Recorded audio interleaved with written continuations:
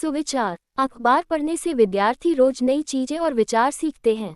1. पूर्व इसरो अध्यक्ष एस. सोमनाथ को आरबीआई के केंद्रीय बोर्ड में 4 साल के लिए अंशकालिक गैर आधिकारिक निदेशक नियुक्त किया गया है। उद्योगपति आनंद महिंद्रा को भी इस पद पर दोबारा नियुक्त किया गया है। जानें, आरबीआई का केंद्रीय बोर्ड क्या है, इसकी संरचना और काम क्या है। आरबीआई का केंद्रीय बोर्ड क्या है? यह आरबीआई का सबसे बड़ा संचालन और निर्णय लेने वाला निकाय है। इसे आरबीआई एक्ट 1934 की धारा 8 के तहत बनाया गया है।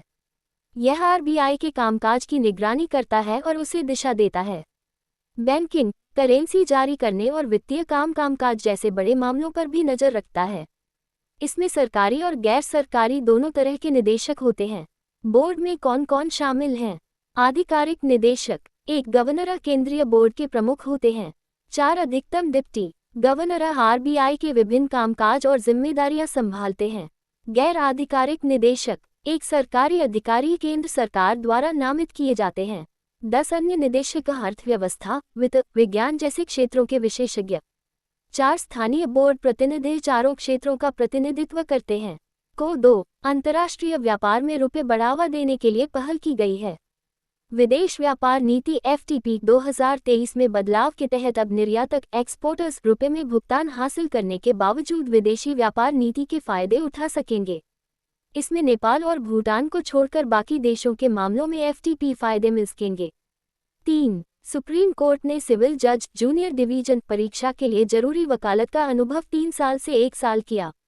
यह फैसला 1 अप्रैल 2027 से होने वाली भर्तियों पर लागू होगा। चयन के बाद 1 साल न्यायिक अकादमी में ट्रेनिंग और 1 साल कोर्ट में क्लर्कशिप करनी होगी। इससे न्यायिक सेवा में आने का रास्ता आसान हो जाएगा। 4. इलेक्ट्रॉनिक्स और आईटी मंत्रालय ने 62,500 करोड़ रुपए की मोबाइल फोन निर्माण योजना मंजूर की है। ये पुरानी PLI योजना का विस्तार है। स्थानीय वैल्यू एडिशन 23% से बढ़ाकर 35-40% करने का लक्ष्य है। इससे करीब 60,000 सीधे रोजगार की उम्मीद है। योजना के अंत तक 39 लाख करोड़ रुपए का उत्पादन और 15 लाख करोड़ रुपए का निर्यात लक्ष्य है। 5. Word of the day, grey zone operations. Grey zone operations का मतलब है बिना सीधे युद्ध किए दूसरे देश पर दबाव बनाना या उसे नुकसान पहुंचाना। इसमें साइबर हमले, गलत सूचना फैलाना, आर्थिक दबाव, ड्रोन और समुद्र में संदिग्ध गतिविधियां शामिल हैं। आसान भाषा में कहें तो यह न पूरी तरह युद्ध है और न पूरी तरह शांति। देश खुले युद्ध से बचते हुए अपने हित साधने के लिए ऐसे तरीके अपनाते हैं। इंडो पैसिफिक में ऐसी गतिविधियां बढ़ने से यह शब्द फिर चर्चा में है। इन गतिविधियों के पीछे कौन है, इसका पता लगाना भी आसान नहीं होता।